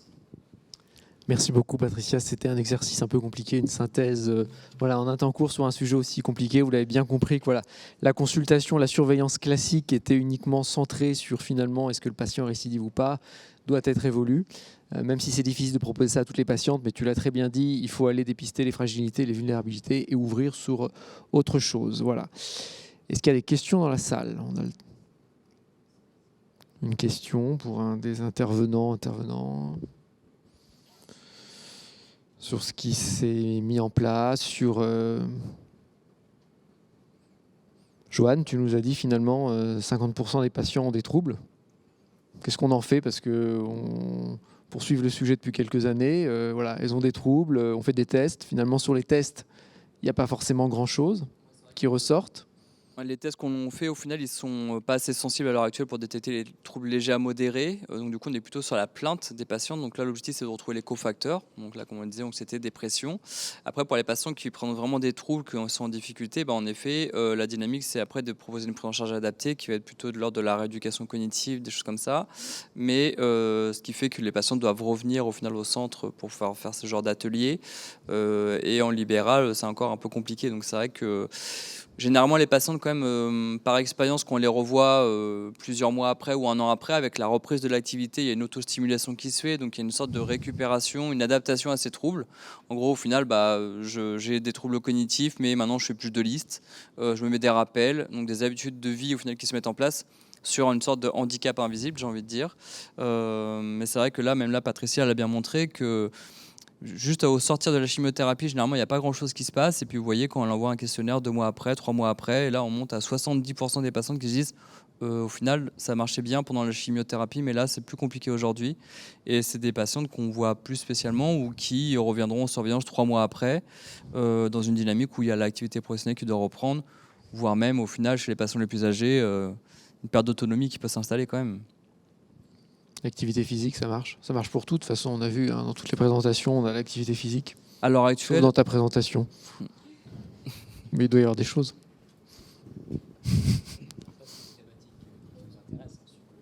Micro. C'est une thématique qui nous intéresse sur l'impact des inégalités sociales, sur l'accès et le maintien dans tous ces dispositifs de soins de support et de prévention tertiaire. Ça serait des choses qu'il faudrait étudier, je pense, mais qui soient... Alors, je crois qu'il y a une étude qui a montré que les personnes actives physiquement pendant les traitements, enfin au début de traitement et pendant les traitements, reprennent plus vite le travail et sont dans une dynamique beaucoup plus positive. Ça ne veut pas dire qu'il y a moins d'impact socio-économique, mais quand même, à partir du moment où la reprise du travail se fait plus rapidement, c'est déjà assez positif.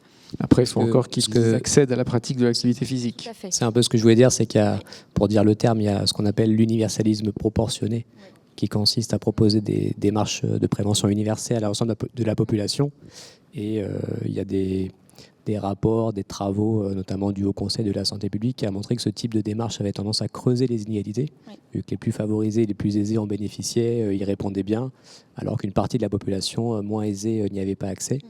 Et du coup, il y a toute une question de recherche qui est finalement assez peu développée en France par rapport à d'autres pays, où on pourrait s'intéresser un peu plus à l'impact des inégalités sur l'accès à ces dispositifs de prévention et surtout à l'observance des patients par rapport à ce type de dispositif. Je voulais juste dire un petit mot sur le fait, sur la reprise du travail, par exemple, les troubles cognitifs. En fait, je trouve que on a vraiment un rôle à jouer et parfois c'est assez simple et c'est juste il y a un problème de confiance en soi. Et à partir du moment où on valide certaines choses, où on dit aux patientes mais si vous pouvez, en fait, vous êtes capable, vous pouvez, allez-y. Il y a comme une marche en fait qui est déjà montée et ça c'est vraiment important et je pense qu'il faut vraiment redonner confiance à ces patients qui sont passés par des traitements et des moments très difficiles mais qui ont un potentiel et des ressources et il faut leur rappeler que ces ressources elles sont là et voilà, je pense que c'est important. Et du coup, ce que tu dis sur les répercussions cognitives, je pourrais dire ça sur l'activité physique. Enfin, on en a des témoignages avec l'enseignante en APA et chez nous qui passe en hôpital de jour auprès des patientes, où des fois c'est « Ah, mais en fait, je peux aller à la danse. » Ben oui, vous pouvez, vous faites ce que vous pouvez, peut-être la moitié de la séance. « Ah, ok, je peux refaire ça. » Ben oui, allez-y, faites. Et puis on adapte. Mais voilà, cette validation-là. On défait le cercle vertueux, on le fait dans l'autre sens. Pas de questions. Bon, il est probablement un peu tard déjà. Ça va. On a le temps encore 1 ou 2 questions ou...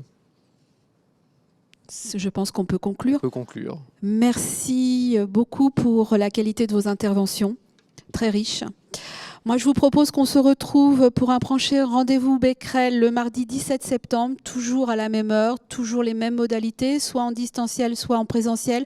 Mais en présentiel, c'est bien parce qu'on peut discuter, on peut échanger. Donc, n'hésitez pas à venir nous voir. Donc, la thématique sera tout aussi importantes, handicap et cancer.